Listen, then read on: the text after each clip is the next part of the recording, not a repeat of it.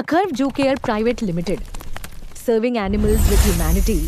Visit us at zoocare.in. नमस्कार। चलिए आज बात करते हैं डेयरी पशुओं के थन में होने वाले एक बहुत ही गंभीर इन्फेक्शन के बारे में, जिससे पशुपालक अक्सर परेशान रहते हैं। इसे कहते हैं सप्यूरेटिव मैस्टाइटिस, या फिर आम भाषा में कहें तो पीप वाली थनैला। ये एक बहुत बड़ी चुनौती है। तो आइए समझते हैं कि ये है क्या और इससे कैसे निपटा जा सकता है। तो सबसे पहला और सीधा सवाल मन में यही आता है कि ये दूध में पीप आखिर है क्या। देखिए, ये सिर्फ दूध का खराब दिखना भर नहीं है, बल्कि यह एक बहुत ही गंभीर समस्या का साफ साफ संकेत है। एक ऐसा खतरा जो पशु के स्वास्थ्य और दूध उत्पादन दोनों के लिए बहुत हानिकारक है। अगर इसे डॉक्टरी भाषा में समझें तो इसे सपुरेटिव मैस्टाइटिस कहते हैं।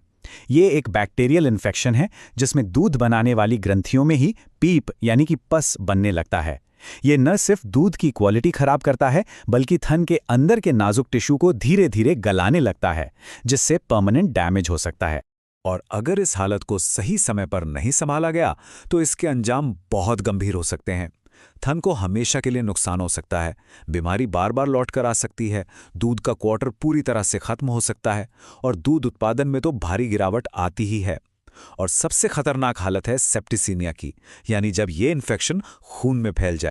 तो सवाल ये है कि इतनी गंभीर हालत से लड़ने के लिए पशु के शरीर को असल में चाहिए क्या। उसे एक ही समय पर कई मोर्चों पर लड़ना होता है।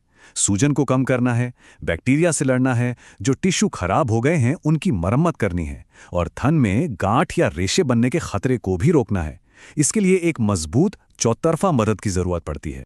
और बस यहीं पर इन सारी जरूरतों को पूरा करने के लिए एक समाधान के तौर पर सामने आता है यूनाइटिस पाउडर। ये एक ऐसा सपोर्टिव रिकवरी फॉर्मूला है जिसे शरीर की इन सभी जरूरतों को पूरा करने के इरादे से ही डिजाइन किया गया है। देखिए, इसकी सबसे खास बात को अगर एक लाइन में कहें तो वो ये है कि इसका मकसद सिर्फ इलाज में मदद करना नहीं है, बल्कि भविष्य के लिए थन को बचाना है।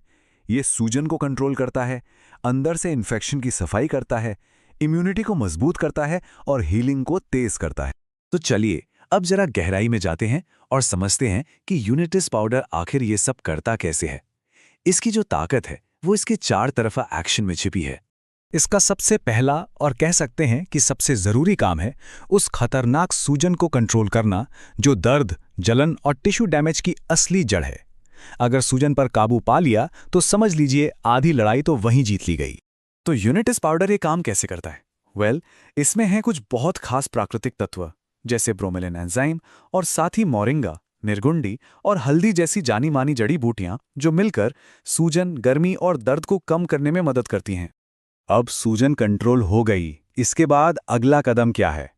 वो है संक्रमण वाली जगह की अंदर से सफाई।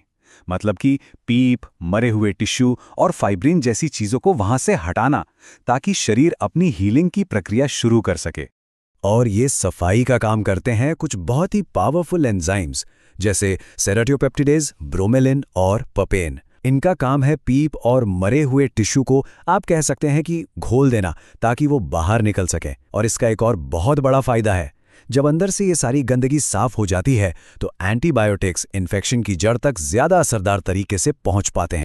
इसे ऐसे समझिए कि ये एंजाइम शरीर के अंदर के घाव को साफ करने वाले छोटे छोटे क्लीनर्स की तरह हैं, जो हीलिंग के लिए रास्ता साफ कर रहे हैं। ठीक है, सफाई हो गई, लेकिन सिर्फ बाहरी मदद से काम नहीं चलेगा, है ना?